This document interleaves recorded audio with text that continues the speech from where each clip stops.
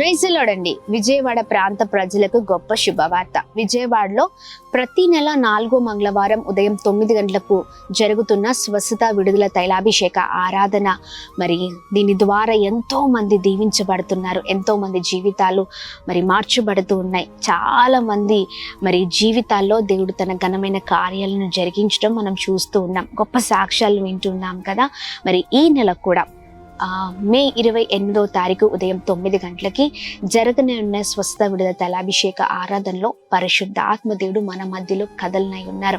తన ఆత్మ చేత మనల్ని నింపనై ఉన్నారు. తన నూతనమైన అభిషేకము చేత మనల్ని తాకనై ఉన్నారు. ఆమేన్. మన పాత రోత బ్రతుకులను ఆయన మార్చనై ఉన్నారు. ఏ విషయాల్లో విసిగిపోయి ఉన్నామో, ఏ విషయాల్లో భయంకరమైన శోధనని, ఏ విషయాల్లో భయంకరమైన పోరాటాలను అనుభవిస్తూ నెమ్మది, సమాధానం, సంతోషం లేక ఉన్నామో, ప్రతి విషయానికి దేవుడు మరి విడుదలను అనుగ్రహించనై ఉన్నారు. ధైర్యం కలిగి ఉండండి, తప్పక పాల్గొనండి. మేము సిద్ధపడుతున్నాం.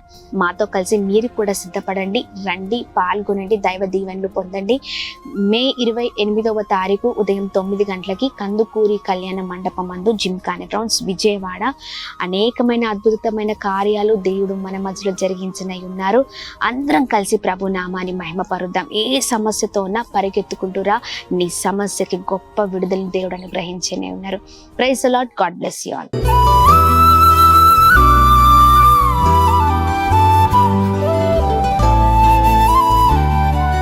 ఈ ఉదయం దేవుని వాగ్దానం. నీకు వాగ్దానం ఇచ్చిన దేవుడు నమ్మదగినవాడు, నిన్ను విడువడు, ఎడబాయడు. ప్రైజ్ ది లార్డ్ అండి. Good morning. అందరు బాగున్నారా? ఉదయకాల సమయంలో అందరికీ ప్రత్యేకింపబడిన శుభములు తెలియజేస్తూ ఉన్నాను. దేవుడు మిమ్మల్ని, మీ కుటుంబాలను దీవించి సకల సమృద్ధి చేత ఆశీర్వదించును గాక.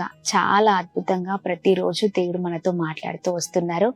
అనేకమైన విషయాలు నేర్పిస్తూ ఉన్నారు. మన జీవితాల్లో మనము ఆధ్యాత్మికంగా ఎలా మెదులుకోవాలి, ఎలా ఉండాలి, ఎలా దేవుని మహిమపరిచే వారిగా ఉండాలి, ఎలా జీవించాలో, ఇలా అనేకమైన విషయాలను దేవుడు మనతో మాట్లాడుతూ మనల్ని అద్భుతకరంగా నడిపిస్తూ వస్తూ ఉన్నారు కదండి. మరి ఈ ఉదయకాల సమయంలో కూడా మరో అద్భుతకరమైన మాటతో పరిశుద్ధాత్మ దేవుడు మనందరితో మాట్లాడనై ఉన్నారు. యోహాను రాసిన మొదటి పత్రిక 2వ అధ్యాయము 10వ వచనం. తన సహోదరిని ప్రేమించువాడు వెలుగులో ఉన్నవాడు, అతని యందు అభ్యంతర కారణం ఏదియూ లేదు. ఆమేన్. దేవుని నామానికి మహిమ కలుగును గాక. అద్భుతకరమైన మాటలు కదండి. మన సహోదరుని ప్రేమించే వారిగా మనం ఉండాలి. చాలాసార్లు మన జీవితాలలో మన అయిన వారు ఏదో అన్నారని, లేకపోతే చక్కని సహవాసం కలిగిన వ్యక్తులమైనా కానీ మన మధ్యలో ఉన్నవారు మనల్ని ఏదో అన్నారని, ఇలా చాలా విషయాల్లో అభ్యంతర పడుతూ ఉంటాం కదండి. అభ్యంతరపడువాడు దేవుని వాడు ఎన్నటికీ కారు. ఈ ఉదయకాల సమయంలో చూడండి, సహోదరుని ప్రేమించేవారిగా లేదా సహోదరుని ప్రేమించే వారిగా మనం ఉండాలి. ప్రేమించేవారు వెలుగులో ఉన్నవాడు అని దేవుడు అంటున్నారు. ఆమేన్. దేవుని మహిమను తెలుసుకున్నవారు, దేవుని ప్రేమను ధరించుకున్నవారు చాలా అద్భుతకరంగా ఉంటారండి. పరిస్థితులు ఎలా ఉన్నప్పటికీ, అనుకూలింపలేకపోయినా, లేకపోతే అనేకమైన సమస్యలో మరి ఎదుటి వ్యక్తులు మనల్ని చాలా మరి బలహీనులుగా చేసిన, ఎలాంటి పరిస్థితుల్లో ఉన్నా మనం ప్రేమించే వారిగా ఉండాలి. వారు ప్రేమించట్లేదు, వారు మన పైన ద్వేషాన్ని పెంచుకున్నారని మనము తిరిగి అదే ద్వేషాన్ని చూపించద్దు. దేవుని బిడ్డల లక్షణం అది కాదండి. ద్వేషిస్తే ద్వేషించడానికి బదులుగా, అంటే ఆ ద్వేషానికి బదులుగా ప్రేమించండి అని దేవుడు మాట్లాడుతున్నారు. ఎందుకంటే ప్రేమించేవారు వెలుగులో ఉన్నవాడు అని దేవుడు అంటున్నారు.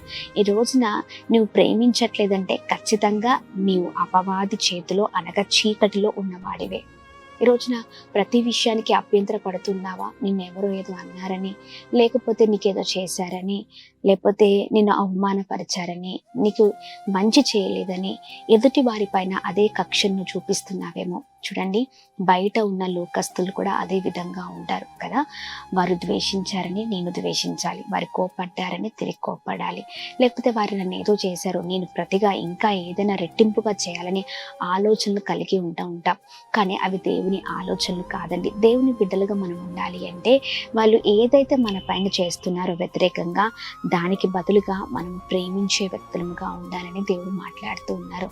ఈ ఉదయకాల సమయంలో సొంత అన్నతో మాట్లాడక ఎన్ని రోజులైంది, సొంత చెల్లితో, అక్కతో, తల్లిదండ్రులతో మాట్లాడక ఎన్ని రోజులైంది. వారు నిన్ను ఏదో అన్నారని నువ్వు అభ్యంతరపడి ప్రేమను చూపించకుండా వారిపైన ద్వేషాన్ని చూపిస్తున్నావేమో. జాగ్రత్త.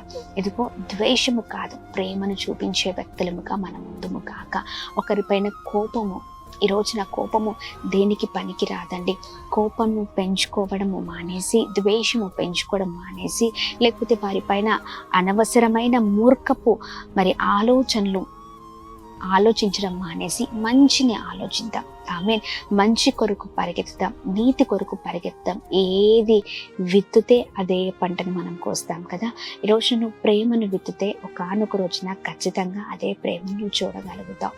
మనుషుల ప్రేమ నీకు దక్కకపోయినా ఖచ్చితంగా దేవుని ప్రేమ, దేవుని దయ ఎల్లప్పుడూ నీతో ఉంటుంది. ఉదయకాల సమయంలో ప్రియ సహోదర సహోదరి, ఇదిగో ప్రభు మాటలు పట్టుకొని ముందుకు సాగు. ఈ లోకంలో ఉన్న వారిగా మనం ఉండడానికి వీల్లేదు. మనం ఒక ప్రత్యేకింపబడిన బిడ్డలముగా ఉన్నాము. మనం దేవుని ప్రేమను మనం చూస్తూ ఉన్నాము. అదే విధంగా దేవుని బిడ్డలముగా మనము కూడా దేవుని ప్రేమను పంచే వారిగా ముందుము కాక. ఉదయకాల సమయంలో ఇదిగో ఏ విషయంలో నువ్వు అభ్యంతర పడుతున్నా, నువ్వు వెలుగులో కాదు చీకటిలో ఉన్నవాడివి. నువ్వు వెలుగులో ఉన్నవాడివైతే నువ్వు ప్రేమను నీ ప్రేమను చేత పట్టుకొని ఇతరులను ప్రేమించే వ్యక్తులుగానే ఉంటూ ఉంటావు. ఆమేన్. ఉదయకాల సమయంలో చాలా చక్కగా దేవుని మాటలు మనం అందరం కలిసి విన్నాం కదా. ఎవరైతే నీకు శత్రువులుగా ఉన్నారో వారిని ప్రేమించు. ఎవరైతే నీకు వ్యతిరేకంగా ఉంటున్నారో ప్రేమించు. ప్రేమ ఒకానొక రోజున ఖచ్చితంగా వారి హృదయాన్ని మార్చివేస్తుంది. ఆమేన్. అనొచ్చు, అక్క నేను ఎన్నిసార్లు ప్రేమిస్తున్నా అదే కీడు నేను చూస్తున్నాను నా జీవితంలో. పర్లేదు నాన్న, ప్రేమించు, తిరిగి ప్రేమించు. వారి హృదయం కదిలింపబడాలి. ఖచ్చితంగా ఒకానొక రోజున హృదయం కదిలింపబడుతుంది. అయ్యో, నేను ఇంత తప్పు చేస్తున్నాను, ఇంత భయంకరమైన శ్రమను తీసుకొస్తున్నారు, కష్టాన్ని తీసుకొస్తున్నారు, అయినా నన్ను ప్రేమిస్తున్నారే. ఇదిగో అదే ప్రేమను యేసయ్య చూపించారు కదా. ఆ ప్రేమను పట్టుకొని మనం ముందుకు సాగుదాం. ఆయన నామాన్ని మహిమపరుద్దాం. ఆ ఉదయకాల సమయంలో చక్కనైన మాటలు కలిగి మనం ఉన్న ఉదయకాల సమయంలో దేవుడు చక్కగా మాట్లాడుతున్నారు.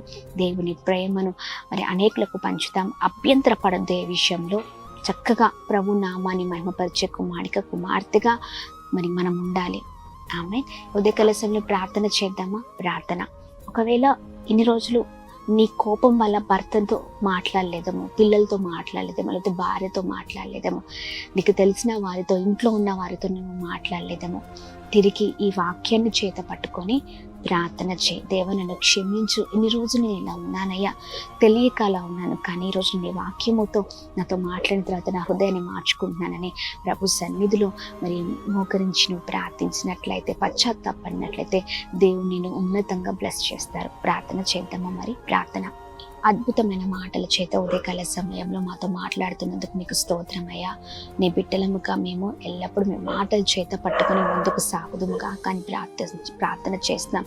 ఉదయకాల సమయంలో ఎంతమంది అయితే మా ప్రియులు అయా ఇదిగోండి భయంకరమైన సమస్యల్లో ఉన్నారో, భయంకరమైన ఆటుపోటుల మధ్యలో ఉన్నారు, కుటుంబంలో సమాధానం లేక సంతోషం లేక ఉన్నారు, అన్నీ తెలిసి ఉన్న దేవుడవై ఉన్నావు. మేము ప్రార్థన చేస్తూ ఉన్నామయ్యా.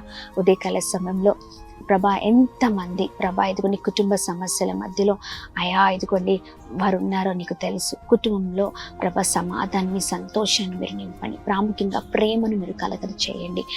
ఎంతమంది అయితే వాక్యం వింటున్నారో, మేము వెలుగులో ఉన్న వారిమైతే మేము చక్కని ప్రవర్తన కలిగి ఉండాలని మాట్లాడుతున్నావయ్యా. నీ బిడ్డలముగా మేము ఆయా ఇతరులు ప్రేమించే వారికి మాత్రమే ఉందము కాక, ప్రేమించేవారు వెలుగులో ఉన్నవారు అంటున్నావయ్యా. ఇదిగోండి మాలో ఎటువంటి అభ్యంతరం ఉండకూడదని మాట్లాడుతున్నావు. ఏ విషయంలో, ఏ దాంట్లో, ఏ పొరపాటు కూడా మేము చేయకుండా చక్కగా నీతిగా బ్రతుకుదుము కాక. ఎంతమంది తీర్మానం తీసుకుంటున్నారో ఇదిగోండి వారందరినీ మీరు ఆశీర్వదించండి. మీ బలమైన కృపచేత నింపండి. అయ్యా ఇంతవరకు నేను తెలియక చేశాను, కానీ ఇక్కడ నుంచి నేను మాటలు పట్టుకుని బ్రతకాలని ఆశ కలిగి ఉన్న తీర్మానం తీసుకున్న వారందరి పట్ల మీ దయను చూపించండి. గొప్పవారగును గాక, గొప్ప స్థితిలో ఉందరు గాక. అలాగని మేము ప్రార్థిస్తున్నాం, నీ వారిగా మేము ఉండాలి అంటే మీ మాటను పట్టుకొని మేము బ్రతకాలయ్యా.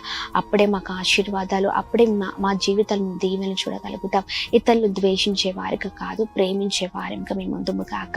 చేస్తున్న పనులలో, ప్రయత్నాల్లో మీరు తోడుగా ఉండండి. ఎంతమంది అనారోగ్య స్థితిలో ఉన్నారో మంచి ఆరోగ్యం, క్షేమం కలుగును గాక. ఒంటరిగా ఉన్న వారికి మీరే తోడుగా ఉండండి, సహాయం చేయండి. అనేకమైన కార్యాలు ప్రతి ఒక్కరి జీవితంలో జరిగించండి. అలానే ఉదయకాల సమయంలో birthdays, marriage days, special events celebrate చేసుకున్న వారందరి పట్ల మీ దయ, మీ కృప, మీ కనికరం మెండుగా కుమ్మరిస్తూ బ్లెస్ చేయమని యేసు నామములో అడుగుతున్నాం తండ్రి. ఆమేన్, ఆమేన్, ఆమేన్. అందరికీ praise the Lord. May God bless you. దేవుడు మిమ్మల్ని, మీ కుటుంబాలను దీవించి సకల సమృద్ధి చేత ఆశీర్వదించును గాక. ఆమేన్.